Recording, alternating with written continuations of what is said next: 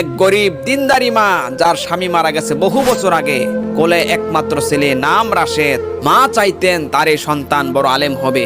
ঘর বড় অভাব, পকেটে নেই টাকা, কিন্তু মা মানুষের বাড়িতে কাজ করে ছেলেকে মাদ্রাসায় পড়ায়। ছোট্ট রাশেদ ছিল মায়ের জন্য পুরো পৃথিবী। তারপর রাশেদ বড় হয়ে শহরে যায় পড়ালেখার জন্য। সেইখানে গিয়ে আস্তে আস্তে সে ব্যস্ত হয়ে পড়ে। ঠিকমতো চিঠি লেখা হয় না, ফোনে কথা বলা হয় না। এদিকে মা পথ চেয়ে বসে থাকে, রাশেদ কবে আসবে। অনেকদিন পর রাশেদের এক বন্ধু মাদ্রাসা থেকে গ্রামে ফিরে আসে। মা তাকে ডেকে বলে, বাবা, আমার ছেলেকে বলো আমি তার অপেক্ষায় আছি।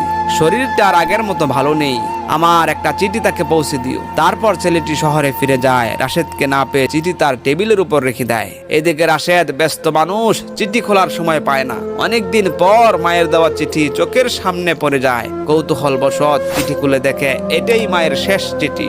তারপর চিঠি খুলে রাশেদ পড়তে থাকে, বাবা রাশেদ, জানি তুমি অনেক ব্যস্ত, তোমার কণ্ঠ অনেক দিন শুনি না। জানো, আমার ঘরের চালটাও ভেঙে গেছে, তাতে কিছু যায় আসে না, কারণ আমার হৃদয়টা তো অনেক আগেই ভেঙে গেছে।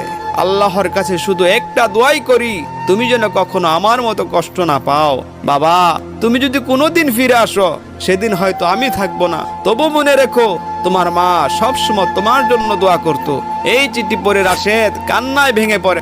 শহরের সবকিছু রেখে সে দৌড়ে আসে গ্রামে। গ্রামে এসে দেখে তার মার দুনিয়ায় বেঁচে নাই। এবার রাশেদ দুহাত উঁচু করে চিৎকার মেরে বলতে থাকে, মা, মা, আমি কত বড় ভুল করেছি মা, এত ব্যস্ত হয়ে পড়েছি, তোমার কথা বাবার মতো সময় পাই নাই।